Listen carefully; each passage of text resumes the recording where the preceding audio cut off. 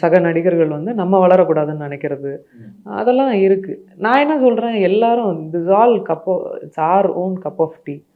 எல்லாருக்கும் ஜாப் தான் இது. எல்லாரோட வளர்ச்சியும் அவங்கவுங்களுக்கு முக்கியம். அவங்கவுங்களுக்குன்னு ஒரு ஃபேமிலி இருக்குது. அவங்கவுங்க let them also grow, you also grow. அதுதான் என்னோட ஒரு தாட்டும் கூட. I even tried but I failed. நீயும் வளர நானும் வளர்றேன் அப்படின்லாம் நான் சொல்லியிருக்கேன். பட் அதை பிடிச்சி ஓப்பனாக சொல்லியிருக்கீங்க ஆக்டர்ஸ்ட்ட.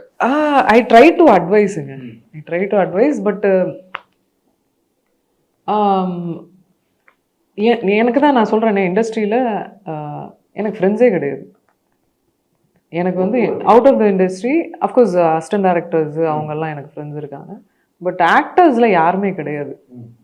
யாருமே கிடையாதா? யாருமே கிடையாது ஆக்டர்ஸில். ஓகே, அது என் கணவர். ஓகே. ஸோ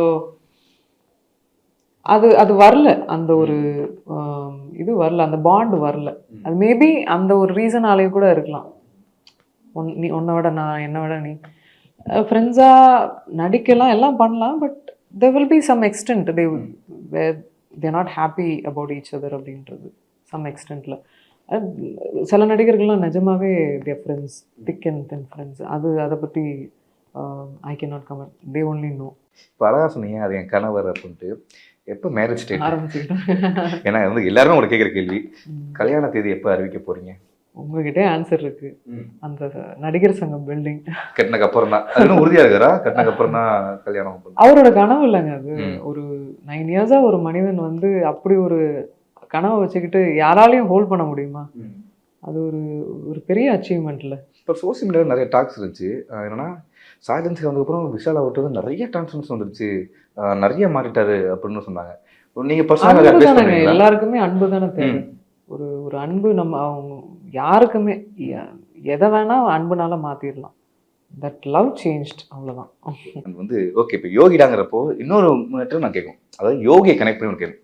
நீங்கள் அந்த வீடியோ பார்த்துருக்கீங்களா? அவர் சாப்பிடும்போது அந்த யோகி பாபு சார் வந்து பார்ப்பார்ல விஷால் சார், அதை பார்த்துருக்கீங்களா? சரி, பார்த்துருக்கீங்களா? அதை சரி, இல்லை ரியல் லைஃப்லேயும் பார்த்துருக்கேன். பார்த்துருக்கீங்களா? உண்மையாக எனக்கு நிறைய கேள்வி கேட்கணும் இருக்கு. நீங்கள் பேச வச்சு அவ்வளோ அழகாக பேசுறீங்க. இப்போ நான் ஒரு கேள்வி கேட்டால் கோச்சு கூடாது நீங்கள். எப்படி உங்களுக்கு காதல் மறந்துச்சு? இது ஏன் கோச்சிக்கணும்?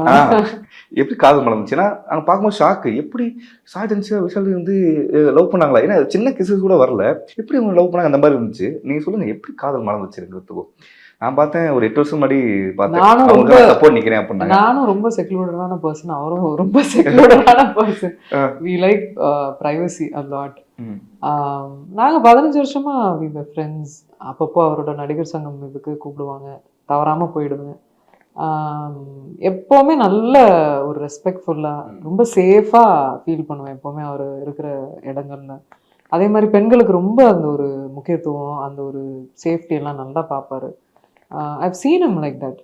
ஸோ எப்போவுமே ஒரு நல்ல அபிப்பிராயம். அவர் நடிகர் சங்கம் இதில் போய் இதாக நிற்கும் போது கூட நான் போய் ஓட்டெலாம் பண்ணேன். So it was always good memories with him. இடையில திடீர்னு நாங்கள் பேசிகிட்டே இருந்தோம், திடீர்னு மீட் பண்ணோம். திடீர்னு பார்த்தா எங்கள் 2 பேருக்கு மியூச்சுவலாக தோணிடுச்சு.